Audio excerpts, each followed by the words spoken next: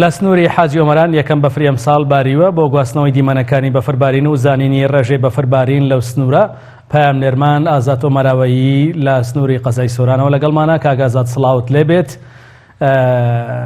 ڕەنگە زۆر کەس خۆزگە بەو کەش و هەوای بخوازێ کە ئێستا تۆ تێیدای، بەڵام هەستەکەم ئێوە سەرماتان بێ چیتان هەیە و دیمەنەکان چۆنن سەبارەت بە بەفربارینی ئەمساڵ لە سنووری حاجی ئۆمەران؟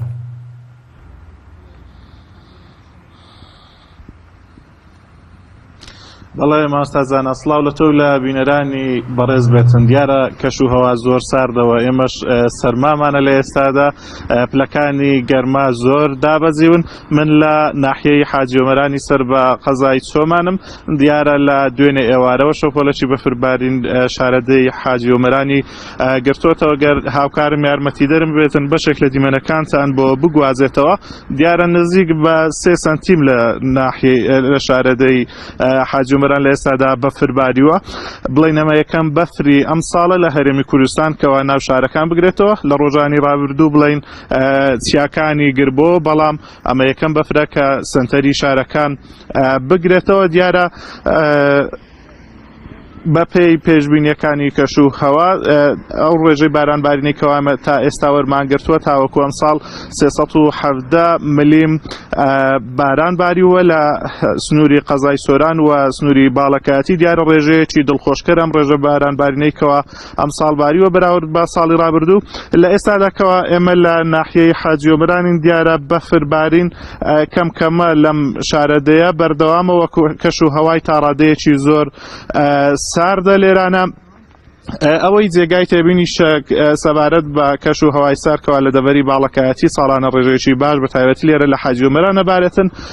وەکو ئێمە پرسیارمان کردووە هاوڵاتیانی ئەم ناوچەیە تەنها 1 بەرمیل نەوتیان وەرگرتووە، کەوا ئەمەش بەشی پێداویستیەکانیەوە ناکاتن بۆ خۆگەرمکردنەوە، بەڵکو پێویستیە زیاتر بە نەوت هەیە، چونکە ئێرە جیاواز لە شوێنەکانی تر کەش و هەواکەی تا ڕادەیەکی زۆر ساردەوە زۆربەی وەرزەکە بڵێ بە بەفر لێرانە لە شوێنەکانی تر کە باران ئەبارێتن لێرانە بەفر ئەبارێتن، بەڵکو خەڵکی ئێرانە زیاتر پێویستیان بەنەوت ئەبێتن. دیارە لێران زیاتر پشت بە کارەبا ئەبەستن بۆ خۆگەرمکردنەوە، چونکە کارەبای ئێرانە دیارە لە وڵاتی ئێرانەوە بۆ شارەدەی حاجی ئۆمەران دێتن.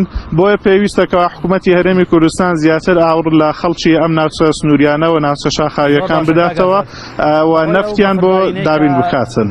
بەهۆی ئەو بەفربارینەی کە ئاماژەت پێدا لە دوێن ئێوارەوە لە سنووری حاجی ئۆمەران دەستی پێ کردووە، لە دیمەنەکانیشدا دەردەکەوێت کە زەوی سپیپۆش کردووە. جوڵەی بازرگانی و بزاوتی ئابووری تا چەند زیانی بەردەکەوێت بەهۆی بەفربارین لەو ناوچانە، یان تا چەند کاریگەریان لەسەر دروست دەکات؟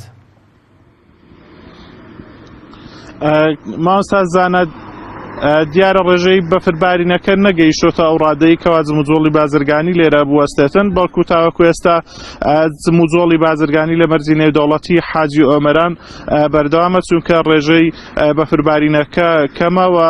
بەفربارینیش دیمەنێکی جوانی بەو ناوچانە بەخشیوەوە، چیاودۆڵەکانی سەرجەم سپی پۆش کردوون و هاوڵاتیانیش دڵیان بەم بەفربارینە کەوا یەکەم بەفربارینە ئابارەتن دڵیان پێی خۆشە. پامنەری پەیام زۆر سپاسکە لە حاجی ئۆمەرانەوە گەڵمان بووی.